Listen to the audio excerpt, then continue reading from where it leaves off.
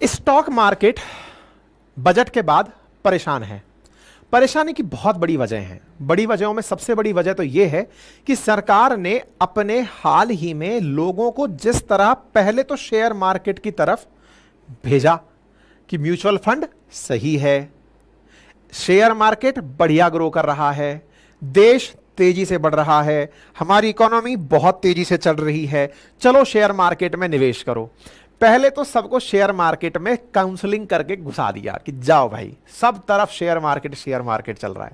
ठीक है, बहुत सारे लोग तरह तरह से इन्वेस्टमेंट में इंटरेस्ट ले रहे हैं। भारत के बहुत सारा यूथ जो है वो शेयर मार्केट में इंटरेस्ट ले रहा है और उसके प्रयास चल रहे हैं कि मैं फ्यूचर एंड ऑप्शंस में ट्रेड करके बढ़िया पैसे कमाऊं। अब अचानक फ्यूचर एंड ऑप्शन को सेबी कहने लगी कि ये तो सट्टा खेल रहे हैं बच्चे और इससे वो घर का पैसा खर्च कर देंगे। सेबी ने कहा कि ये फ्यूचर एंड ऑप्शन वाले तो नुकसान करेंगे, बोले इनको तो रोकना है।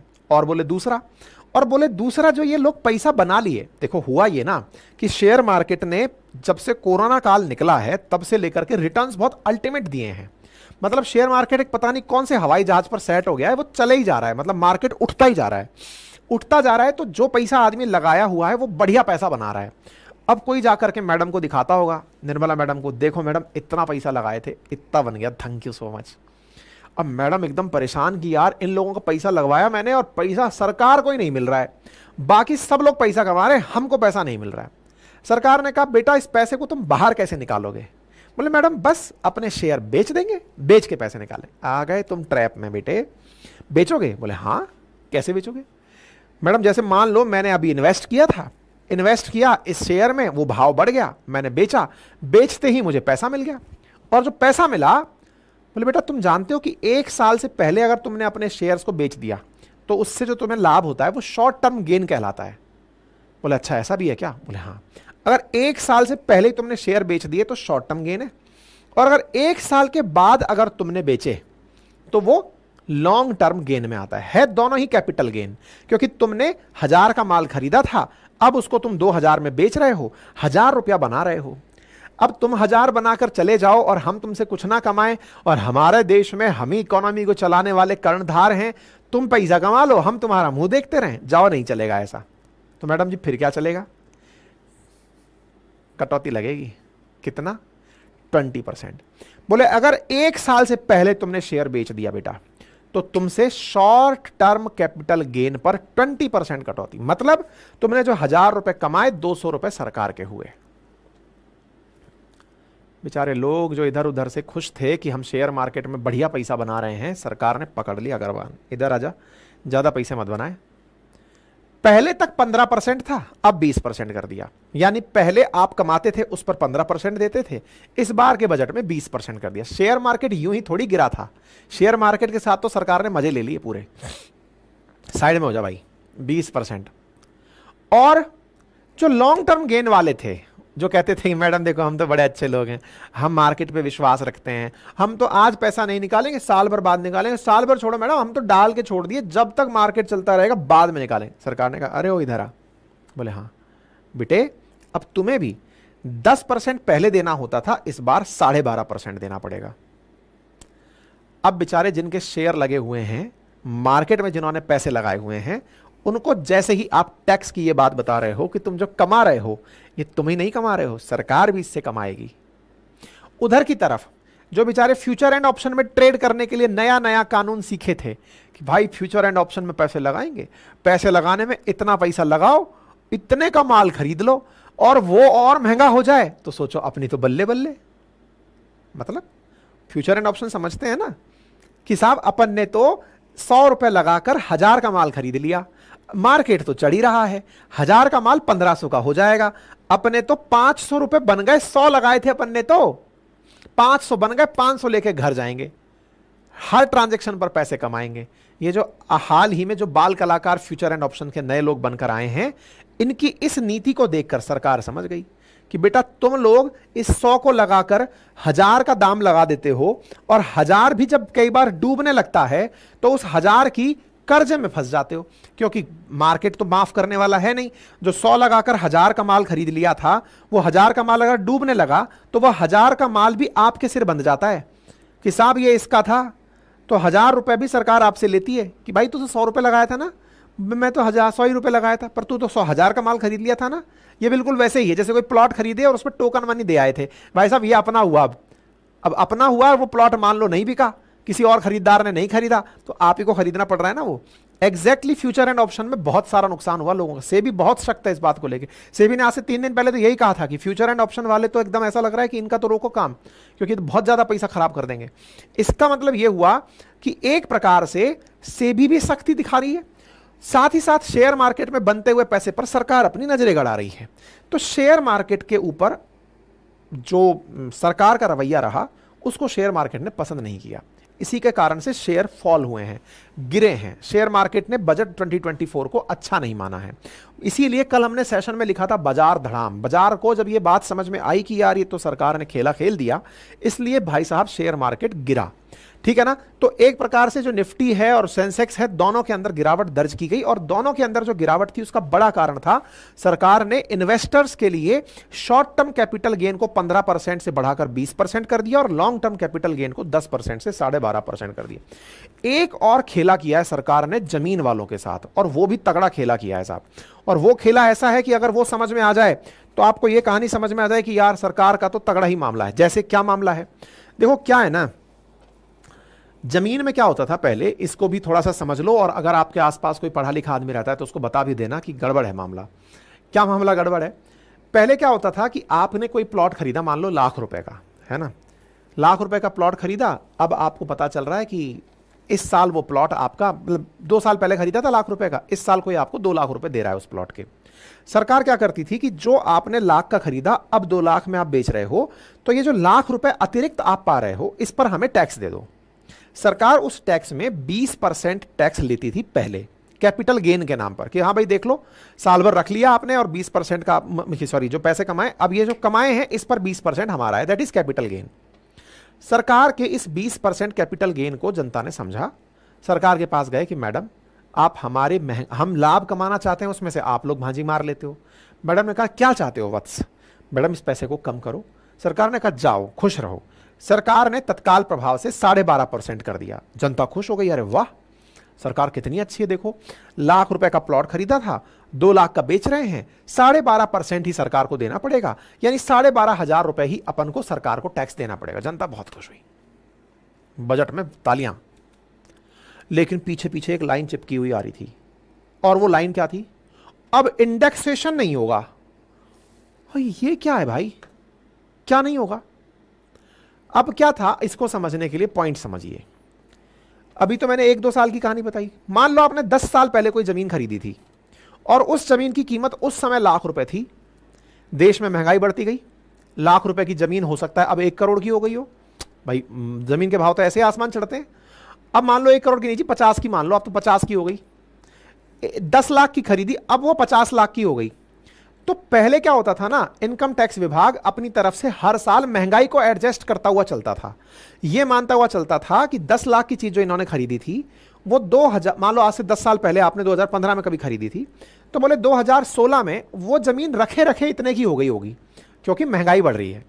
ऐसे समझो ना भाई, महंगाई तो बढ़ी रही है, 6% 7% औसत दर से चल रही है, तो बोले इतना % बढ़ा दो, इतने की तो वो हो ही गई होगी। फिर उससे अगले साल बोले 6% और महंगाई बढ़ गई जी, 7 में भी ऐसा हुआ, 17 में भी ऐसा हुआ, 18 में बोले ऐसे बढ़ गया होगा। तो ऐसे करके हर साल 7%, 5%, 7% महंगाई की कीमत एडजस्ट करते करते ये माना जाता था कि 10 साल में ये कीमत ऑटोमेटिकली महंगाई के हिसाब से भी इतनी पहुंच गई होगी। मान लो 50 लाख का सरकार ने मान लिया कि ये प्लॉट 25 का तो अब तक हो ही गया होगा अगर महंगाई भी देखें, और इस व्यक्ति ने इस प्लॉट को 50 में बेचा है, तो ये जो बीच का 25% है ना, मतलब बीच का जो 25 लाख है, मैं इस पर कैपिटल गेन टैक्स 25 लाख रुपए 20% लूंगी। मतलब समझ रहे हैं आप? मतलब यह है कि महंगाई को एडजस्ट करने के बाद जो दाम निकल कर आया और जो मार्केट वैल्यू निकाली, इसके बीच का जो अमाउंट था, इस पर 20% सरकार लेती थी कैपिटल गेन के नाम पर। पहले सरकार ने अभी क्या किया कि मैं 20% तो छोड़ रही हूं, 12.5% कर रही हूं, पर यह याद रखना ये 12.5% मैं वहां से लूंगी, यानी पुरानी कीमत से वसूलूंगी। मतलब पुरानी कीमत 10 लाख थी ना तुम्हारी, अब तुम 50 में बेच रहे हो, 40 का जो तुमने मुनाफा कमाया है ना, इस 40 पर उठाऊंगी फायदा। खेला अगर समझ में आ गया हो तो बताना। खेला समझ में आ गया? ये खेला सरकार ने इस बजट में। और सरकार से पूछा ऐसा क्यों कर रहे हो? अजी लॉन्ग टर्म कैपिटल गेन है, हम सबको एक जैसा करना चाहते हैं इसलिए ऐसा कर रहे हैं। बोले जैसे? बोले शेयर मार्केट पे भी तो यही किया है, इसमें भी तो हमने 12.5% का लॉन्ग टर्म कैपिटल गेन कर दिया, इसलिए हम ऐसा कर रहे हैं। अब आई बात समझ में? सरकार ने प्रॉपर्टी की हालत खराब कर दी है। प्रॉपर्टी वालों को तो बजट क्या डे वन में तो समझ में आता नहीं है, 2-5-7 दिनों बाद तो इनको समझ में आएगा कि बजट में क्या आया था, और बजट में क्या आया था ये समझ में आएगा, उसके बाद फिर ये रिएक्शन देंगे कि अरे यार ये तो चोट हो गई हमारे साथ। अब चोट हो गई है, कैसी चोट हुई है? मैं प्रिडिक्शन दे देता हूं अब ये लोग क्या रास्ता निकालेंगे। अब इससे काला धन का जो है ना फिर से प्रचार प्रसार बढ़ेगा। पूछो कैसे? लोग ऑन पेपर में इतना महंगा खरीदेंगे ही नहीं। वो क्या करेंगे?